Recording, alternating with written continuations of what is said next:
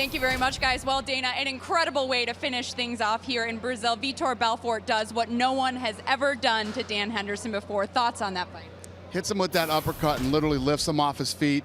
Gets down, starts grounding and pounding. When he gets up, kicks him to the head, and unbelievable. Vitor Belfort, ever since he changed, started with the Black Zillions, he's got a camp down there now. And he trains differently. He's become an incredibly well-rounded martial artist. But more importantly, the new Vitor Belfort. Belfort used to have mental issues. Mentally, he couldn't get it together and would freak himself out sometimes. He's a completely different person. I was sitting in my back room here, and I kept walking around going, wow. Wow. I just kept saying, wow. It was unbelievable. And there's going to be some big fights coming up with Vitor Belfort. I was going to say, you put an awful lot of pressure on Vitor Belfort. Talk about mentally tough. You tell him if he loses, he loses his spot in title contention. Will he, in fact, fight the winner of Weidman Silva?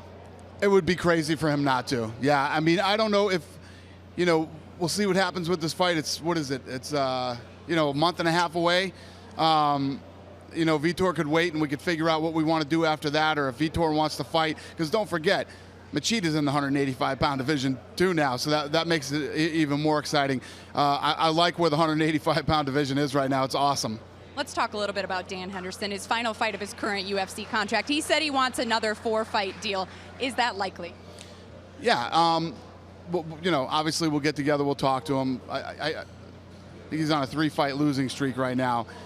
His age and everything else, I got to talk to him and see. I knew Dan would want to fight again. He's a fighter. That's what he does. So we'll talk. Let's head to Mexico for a minute. It's been reported that Cain Velasquez was going to defend his title against Fabricio Verdum. We're also told that he hurt his shoulder. Can you give us an update on that? Yeah, he's injured. It's not going to be he doesn't need surgery. He's just going to go through rehab. But it's going to be a while. So.